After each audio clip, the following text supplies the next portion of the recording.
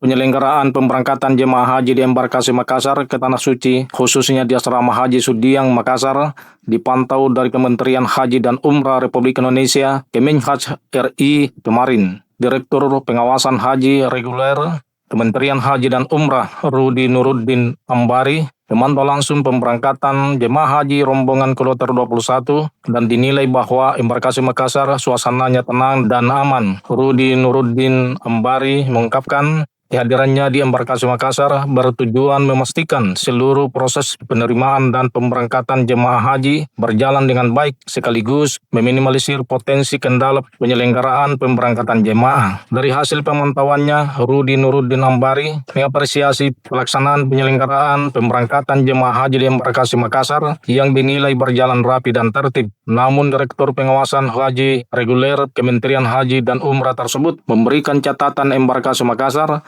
agar tidak banyak sambutan hingga menggunakan waktu lama pada pelepasan pemberangkatan jemaah haji, mengingat jemaah haji butuh energi untuk melakukan perjalanan ke Tanah Suci. Catatannya, kita meminta kepada staf embarkasi dalam pelaksanaan pelepasan itu jangan sampai terlalu berlarut-larut, jangan sampai yang memberikan sambutan terlalu banyak, sehingga karena energi jamaah itu kan dibutuhkan nanti belum misalnya dan sebagainya.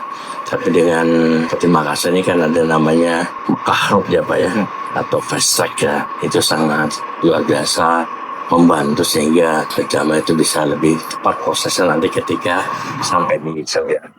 PPIH Embarkasi Makassar telah memberangkatkan 21 kloter atau merupakan gelombang pertama jemaah haji Embarkasi Makassar yang tiba di Madinah sebanyak 8.212 jemaah. Jemaah haji kloter 22 asal Kabupaten Bone Embarkasi Makassar diberangkatkan pukul 1.00 WITA dini hari tadi langsung ke Jeddah, Arab Saudi.